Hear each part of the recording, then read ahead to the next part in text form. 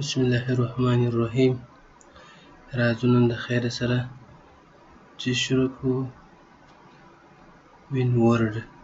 تېره ورځ مو وینډوز خلاص کړ، امتحان مو واخیستی. انشاءالله نن د خیره به راځو د ورډ په اړه به یو څه تعریفات وایو. ورډ به در پېژنو چې ورډ څه وظیفه اجرا کوي او څه لپاره یې موږ وایو.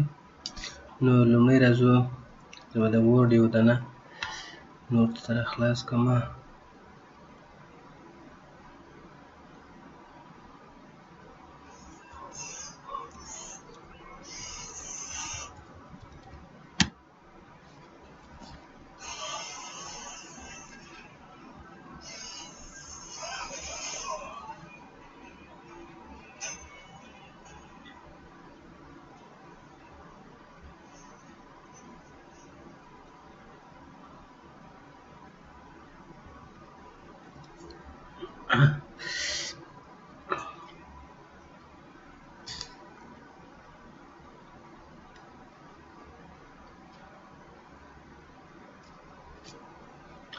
دا دې اوس مې د وینډوز یو څه تعریفات درته خلاص کړل.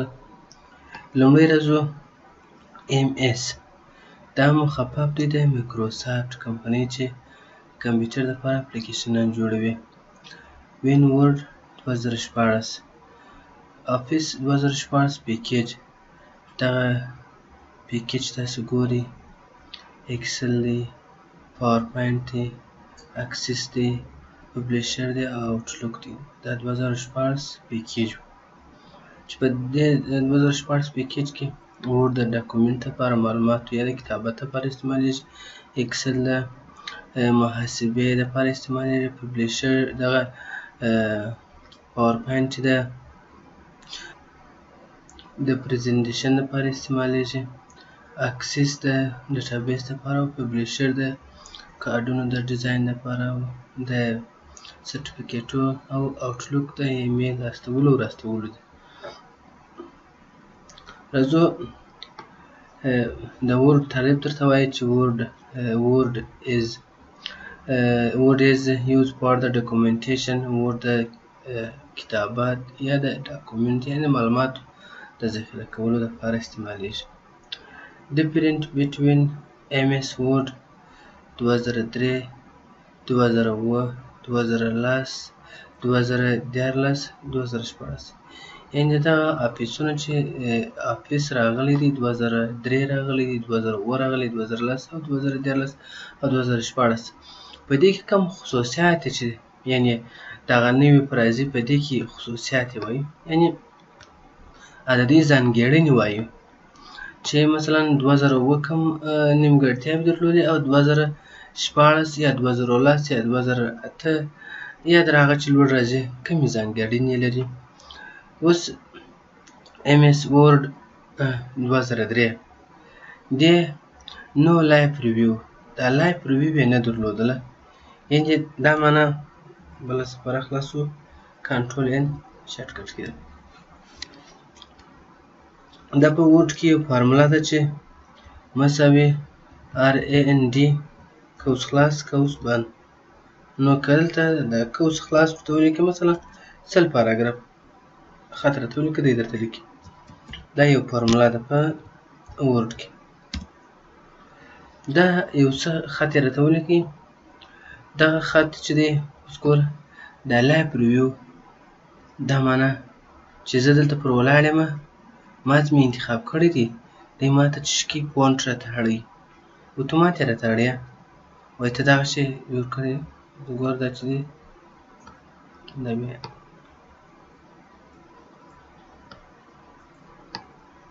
وینې انشاءالله سره به خلاصېږي. نو دې ته لایف ریویو وایي. او مخکې چې 2003 کې چې وه کله یو شی به د خط انتخاب کړلی بیا به دې کلیک کړلی مثلا پر انتخاب به دې کلیک اوس موږ دا پر انتخاب کړلی نو بیا به هغه وخت تا ته معلومېږي چې تا دغه فونټ ورکړه. دې ته دا اوس چې موږ درته راوستي دا لایف ریویو. هغه مخکنی چې دی هغه د 2003 ده، هغه نو لایف ریویو یعنې تا به کلیک ورکولی بیا تا ته معلومېږي چې دا تا فونټ ورکړی دی. منیو 2003 افیس داسې 2003 افیس داسې و لکه د یو منیو په شکل باندې درته ښکاره کړم، لکه پاپ اپ منیو. دغه یو منیو ده، راځئ درکړم. یا لکه نوټ پیډ، داسې یو منیو.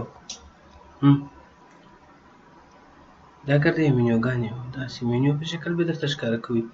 یعنې دغه ټیبونه یې نه درلودل، دا رایبونونه او ټیبونه یې نه درلودل. یعنې ته به په هر شي پسې ګرځېدلی، په یو منیو په یو جدول کې به ګرځېدلی تر څو چې هغه شی پیدا کړې. اوس خو دا دی رایبون دي، ټیبونه دي، ګروپونه یې د ګروپو په شکل یې درته ایښي، تاسو کولی شئ په اسانۍ سره د دې څخه استفاده وکړئ. او بل راځو فرعي ټیب یې نه درلودلی، نو کنجکشن، یعنې دا کنجکشن ټیب یې نه درلودلی. د څه معنی؟ اوس زه راځمه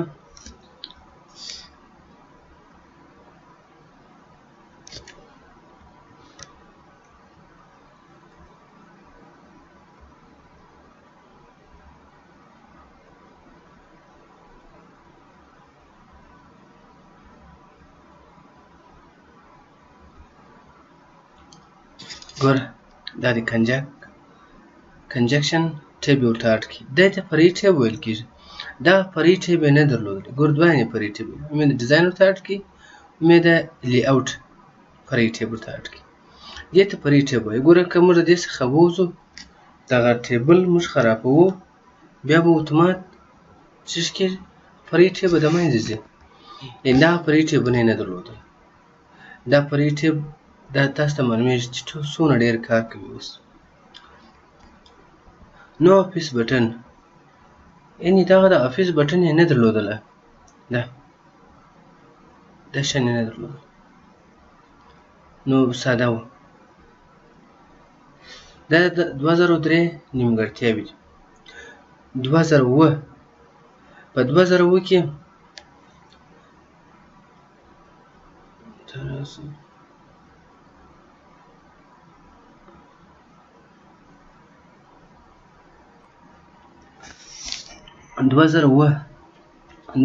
ټیبونه نه درلوده، یعنې دغه فرعي ټیب یې نه درلودلی، کنجکشن ټیب فرعي ټیب یې نه درلودی، افیس بټن یې نه درلودله چې ما تاسو ته مخکې په 2003 کې درته وښول، او اکسټنشن یې یعنې رستغاړی چې تاسو ورته وایاست، دغه یې ډاټ ډي او سی و.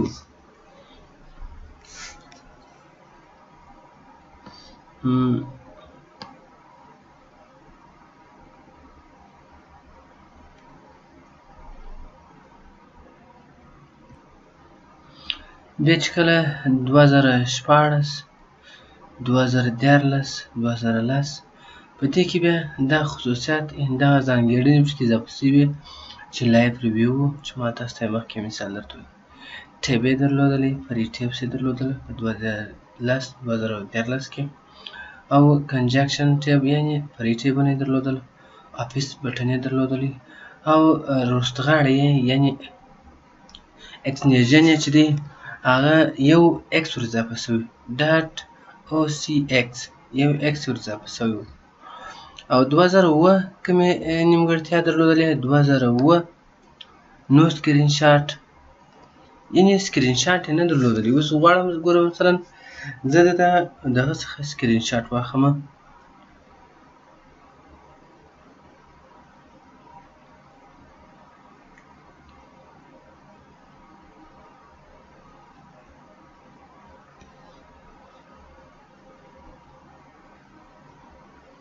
ګوره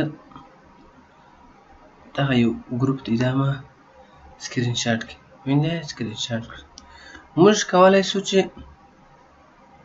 څه شی وکړو، سکرین شاټ د سکرین سم یو شاټ واخلو.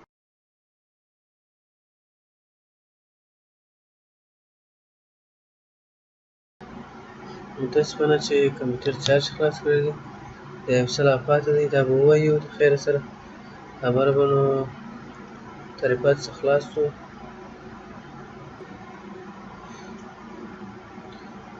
تر کوم ځای راغلی و؟ تر 2009 پورې موږ چې سکرین شاټ یې نه اخیستی او تر څنګ یې سټارټ سکرین نه درلودلی.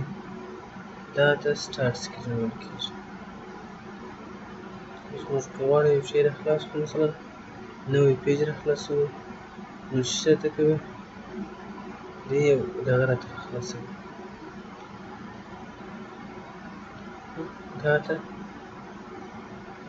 دې ته سټارټ سکرین ویل کېږي.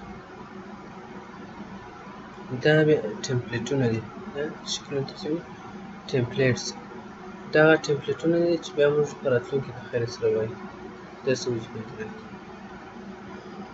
او بل سکایپ ډرایو یې نه درلودی چې موږ ډاټا پکې ذخیره کړې وي.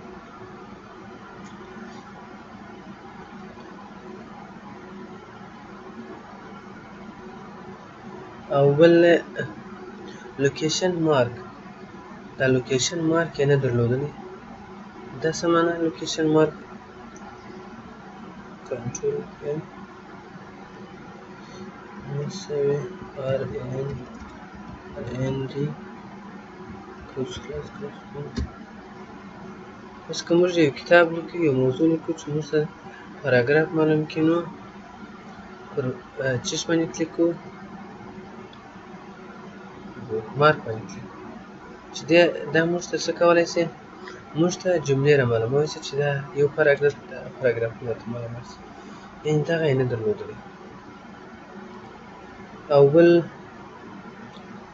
پرزنټ آنلاین نه و.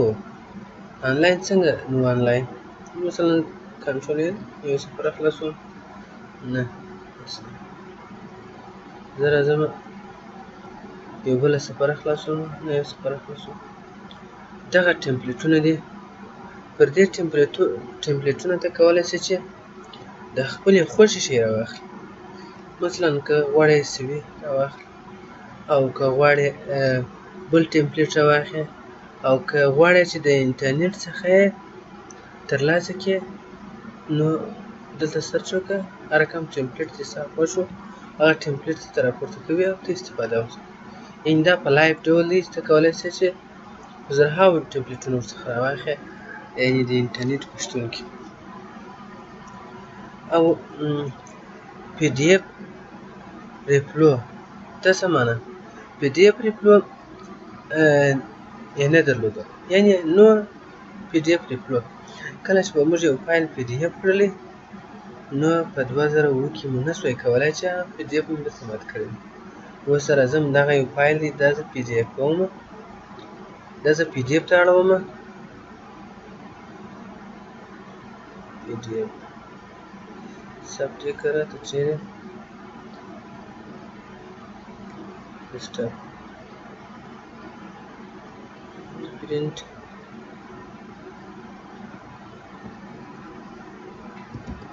جنید احمد په نامه باندې مساف کړلی PDF وکړئ. راځو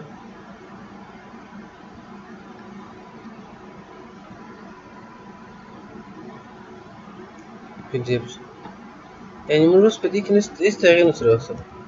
یا دا نه دی PDF فایل یې دا نه دی راخلاص کړی، PDF یې اوس راخلاص کړي. دا دی په دې کې موږ هېڅ تغییر نشو راوستلی، په هېڅ ډول تغییر موږ نشو راوستلی، صرف کتلی شو. یعنې 2009 دا خاصیت نه درلودلی چې دغه PDF فایل یې تا ته مات کړی وي. اوس راځو موږ څنګه کولی شو چې اوس یې مات کړو. ګوره جنید په نامه باندې ما ثبت کړی و. دا راځو رسته کلیک وکړو. رسته کلیک چې کله پر وکړلی، نو اوپن ویک باندې راشه، ورډ ورته انتخاب کړه.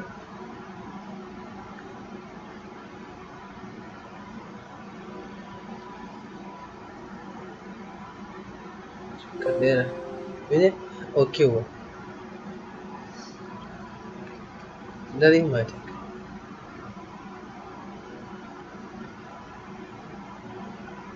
یو څه به نو خامخا تغیر پکې راوستلی خو دا بوکمارک ورول شوی دا بوکمارک په سیسټ کې نور هغه شی دی وینې پی ډي اف ورمارک صرف یې دا آفیس نو آفیس بټن یو څه سره تیر بیر کړی دی نور هغه شی دی کولی شئ چې ډیټ پکې وکړئ کولی شئ دې ته څه شی ویل کېدي دا اوس په دغه کې بدل شوی دې سره یو څه ساده خبره کړی دی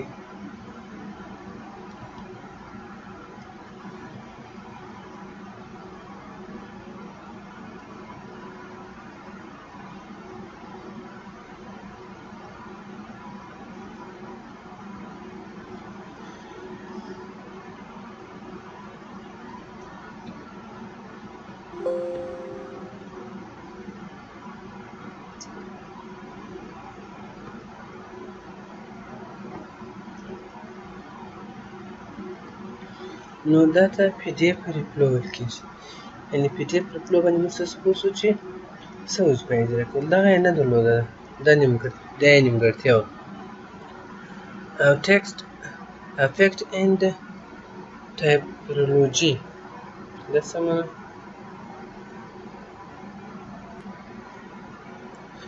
دا ټایپګرافي چې ده دا دغه کمانډ ته ویل کېږي ګوره ټیکسټ افیکټ اینډ ټایپوګرافي دا کمانډ 2009 درلودی هغه د ورډاټ په نامه باندې کمانډ درلودلی د ورډاټ په نامه باندې چې دغه ته ویل کېږي یعنې ورډاټ په نامه باندې کمانډ درلودلی یعنې ګوره موږ دا خط انتخابو دا راځي